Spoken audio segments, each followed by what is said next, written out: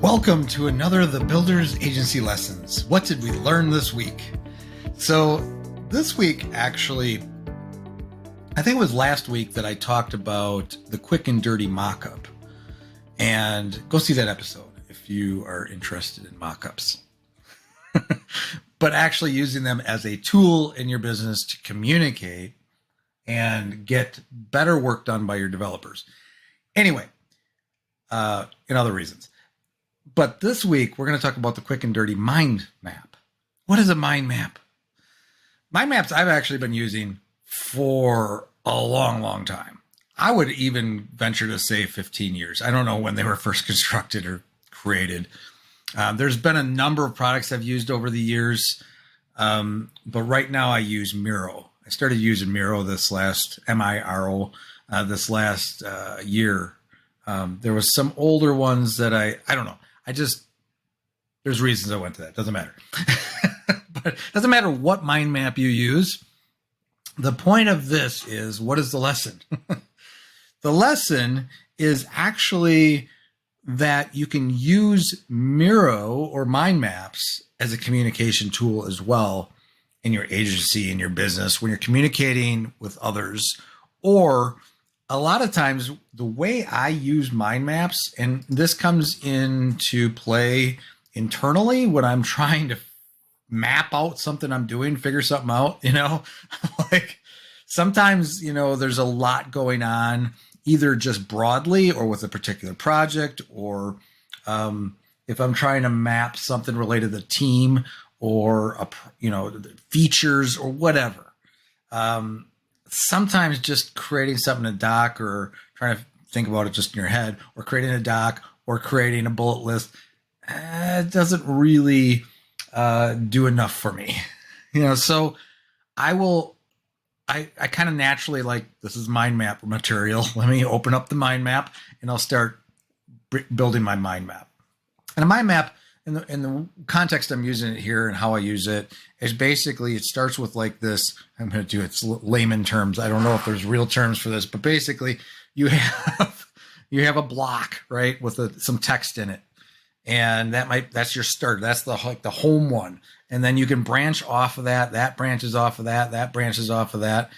And you can create branches of branches of branches of branches. And it's just, this is the one way I like to use it. And I'll use it in other ways too, other types of mind maps. But in this, what I'm talking about today is how I used it. So in this case, in this example this week, we actually have a rather complicated database move. We're moving a database from a .NET like database to WooCommerce, to MySQL. So to do that, and this isn't a small database. There's products in the tens of thousands. So we have to figure out how to map all the fields, all this stuff, and we have to just kind of we're looking at multiple things.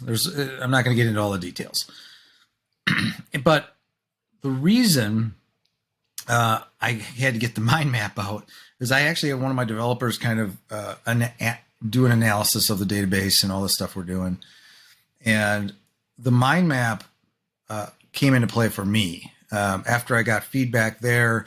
And then I had to look at their current admin and what they have going on with their cart and products. And I realized there's like way more data here than we actually would need in a cart. Bottom line is, so what I did is I used a mind map to break out all the fields. And then there was like an associated, like a field that even broke out even further, like another database and that it referenced, and trying to be too technical here. But I built all this out, and then I actually took screenshots, like, because in Miro you can put screenshots in there and link that to communicate something. And then I had questions in there. I had comments, some Post-it notes, did all of this stuff. And I actually provided that to the people I'm working with, the client, and they actually said that was an excellent way to demonstrate or to illustrate the questions. But it's something where for me, and maybe it's because I'm a more visual person. I know not everyone's a visual person creatively, because I happen to know people in my life that can't visualize anything. It's just the way they are, right? They don't have a creative bone in their brain. We have bones in our brain, but anyway, around our brain.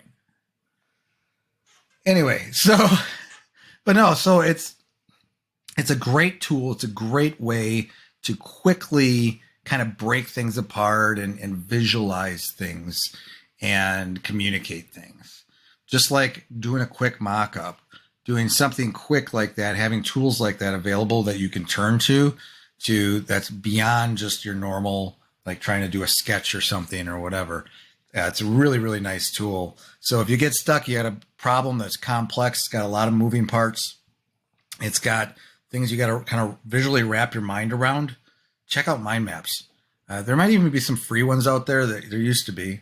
There probably still is some open source mind maps, or you can get a free trial. Whatever you want to do.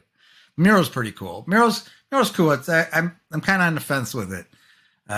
There's some things it doesn't do that mind maps I've used in the past have done a little bit better, but I'm using it. It works.